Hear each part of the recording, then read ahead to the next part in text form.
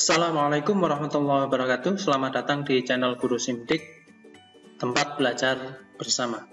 Pada video kali ini, kita akan belajar sebuah materi baru, yaitu komunikasi dalam jaringan. Materi ini akan kita bahas dalam beberapa seri video, so tunggu video-video selanjutnya. Pada seri pertama, tentang komunikasi dalam jaringan ini, kita akan membahas apa itu komunikasi dalam jaringan, dan apa saja yang menjadi syarat terjadinya komunikasi. Nah, kalau kita perhatikan, komunikasi dalam jaringan atau sering kita sebut dengan komunikasi daring terdiri dari dua kata, yaitu komunikasi dan daring. Apa itu komunikasi dan apa itu daring?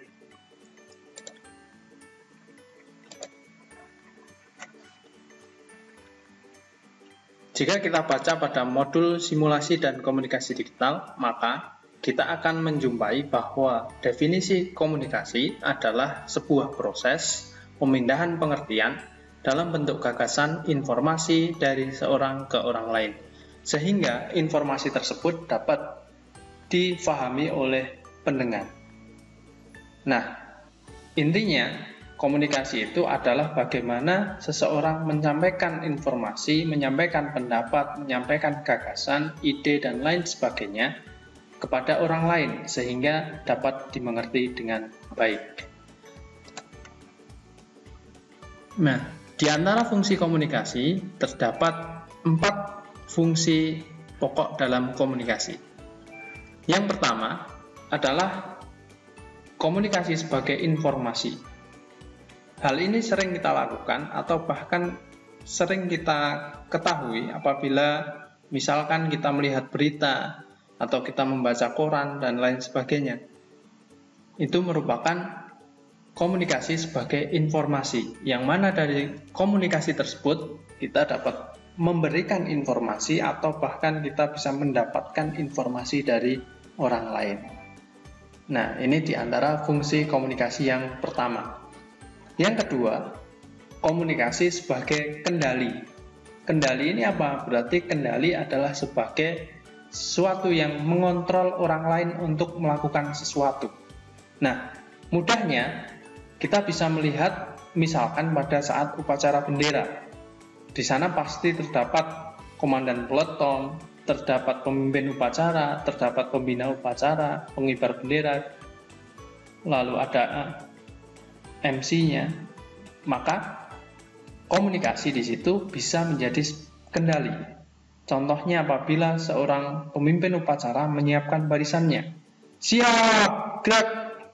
Nah, maka pasukannya akan melakukan gerakan siap sempurna.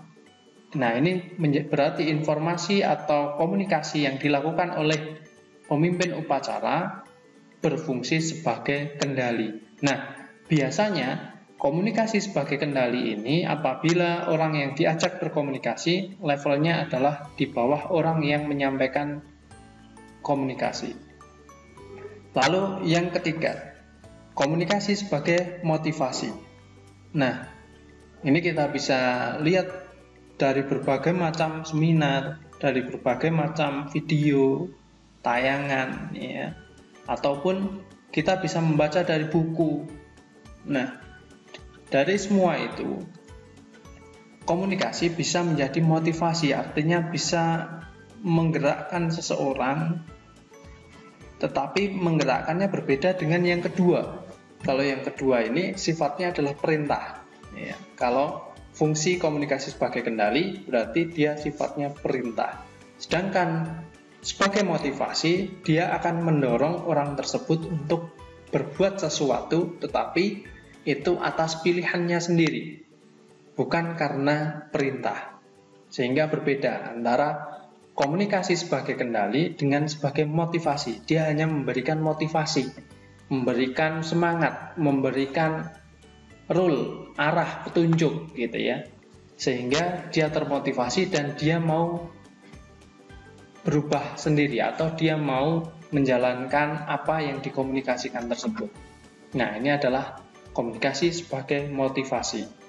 Misalkan saat anak-anak atau saat siswa-siswa akan melakukan ujian. Nah, biasanya sebelumnya ada seminar motivasi dan lain sebagainya.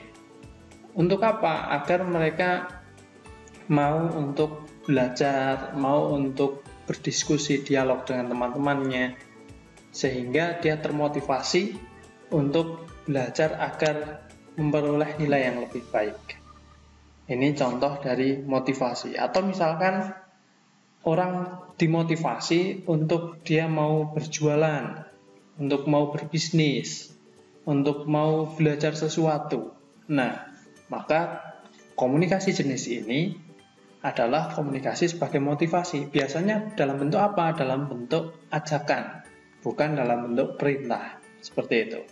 Jadi, komunikasi yang pertama fungsinya sebagai informasi. Yang kedua sebagai kendali. Yang ketiga sebagai motivasi. Dan yang selanjutnya, fungsi komunikasi diantaranya sebagai pengungkapan emosi. Nah, ini banyak dilakukan ketika seseorang misalkan dia sedang bersedih, maka saat dia berkomunikasi, dia akan menunjukkan ungkapan emosi bahwa dia sedang sedih. Nah, ini akan sangat berbeda apabila Anda bertanya dengan misalkan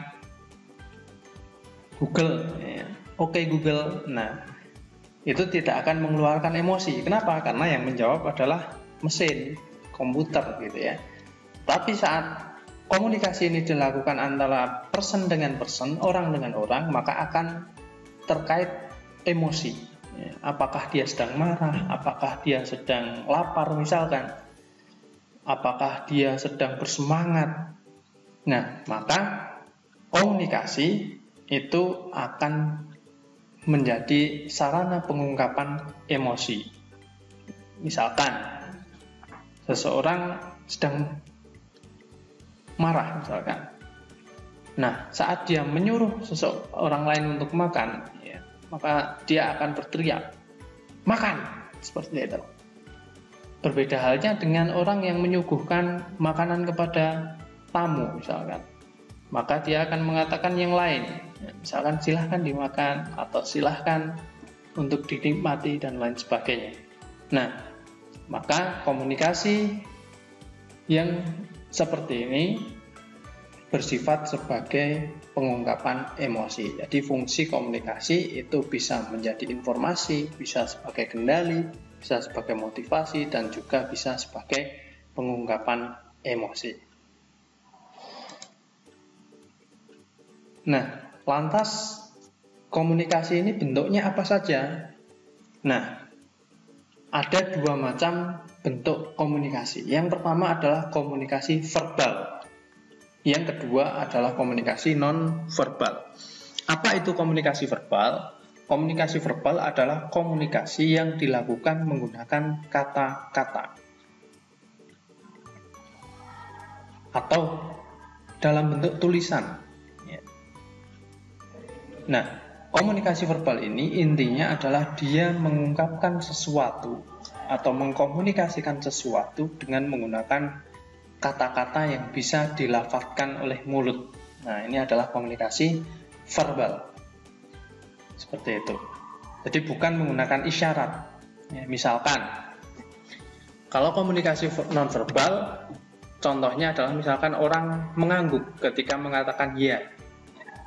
Nah, ini adalah komunikasi nonverbal. Meskipun dia tidak mengatakan iya, tetapi dia mengangguk, maka itu artinya dia mengatakan iya. Atau misalkan tidak, dengan cara menggelengkan kepala. Nah, ini adalah bentuk komunikasi nonverbal. Sedangkan komunikasi verbal itu adalah sesuatu yang diucapkan, misalkan iya, tidak, dan lain sebagainya. Nah, meskipun komunikasi verbal itu yang diucapkan, tetapi tulisan itu termasuk dalam komunikasi verbal. Kenapa? Karena tulisan bisa dibaca atau menggunakan susunan kata-kata. Maka jenis komunikasi itu ada dua macam, yaitu pertama komunikasi verbal dan komunikasi non-verbal. Sehingga komunikasi non-verbal adalah komunikasi yang dilakukan menggunakan isyarat. Nah, misalkan ada kebakaran. Nah, kalau di desa-desa pada zaman dahulu sering menggunakan kentongan. misalkan di pos-pos ronda, di pos-pos penjagaan seperti itu ya, itu menggunakan kentongan ya, ada kode-kode khusus. Atau misalkan dalam pramuka, nah misalkan pramuka ada semafor ya, ada juga morse, ada juga sandi rumput dan lain sebagainya. Nah, itu merupakan komunikasi non-verbal. Jadi, ada komunikasi verbal dan ada komunikasi non-verbal. Nah, kemudian berkaitan dengan materi yang sedang kita pelajari, komunikasi dalam jaringan itu apa? Tadi kita sudah membahas tentang komunikasi. Jadi komunikasi secara dasar adalah pemindahan informasi kepada orang lain ya, atau sering diistilahkan dengan transfer of knowledge, pemindahan pengetahuan, pemindahan informasi, pemindahan gagasan, ide dan lain sebagainya kepada orang lain. Nah, di sini ditambahkan kata dalam jaringan, komunikasi dalam jaringan. Apa itu komunikasi dalam jaringan?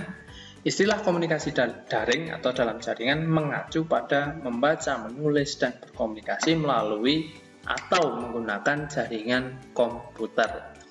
Sehingga komunikasi ini dilakukan dengan menggunakan media komunikasi elektronik berupa komputer. Apakah ada selain menggunakan jaringan komputer? Ada. Misalkan dengan menggunakan telegram. Ya, kalau zaman dulu, sebelum ada telepon, sebelum ada internet dan lain sebagainya, orang berkomunikasi dalam jarak yang jauh menggunakan telegram. Nah, Anda bisa nanti browsing di internet seperti apa bentuk telegram. Ya. Ini hampir mirip dengan morse mungkin kalau di pramuka. Nah, komunikasi daring ini adalah pada pembahasan ini, daring yang dimaksud adalah menggunakan internet atau jaringan internet. Ya. Selain jaringan internet ada hal yang lain, ada jaringan telepon ya, dan lain sebagainya. Seperti itu. Ada jaringan televisi ya, radio. Nah, itu di luar dari jaringan internet. Atau bahkan sekarang radio, televisi pun juga menggunakan jaringan internet dengan adanya TV online, dengan adanya live streaming ya. Itu. Jadi intinya komunikasi yang dilakukan melalui internet. Nah, selanjutnya syarat-syarat terjadinya komunikasi itu apa? Ada 5 hal yang menjadi syarat terjadinya komunikasi. Yang pertama adalah komunikator. Jadi adanya komunikator. Komunikator itu apa? Nah, bahasa mudahnya adalah orang yang berbicara atau orang yang menyampaikan informasi. Nah, dalam bahasa teknik dinamakan dengan transmitter. Ya, transmitter artinya pengirim yang mengirimkan atau mentransmit data. Ya. Lalu yang kedua ada komunikan atau receiver. Nah, mungkin sering dengar kata receiver ya.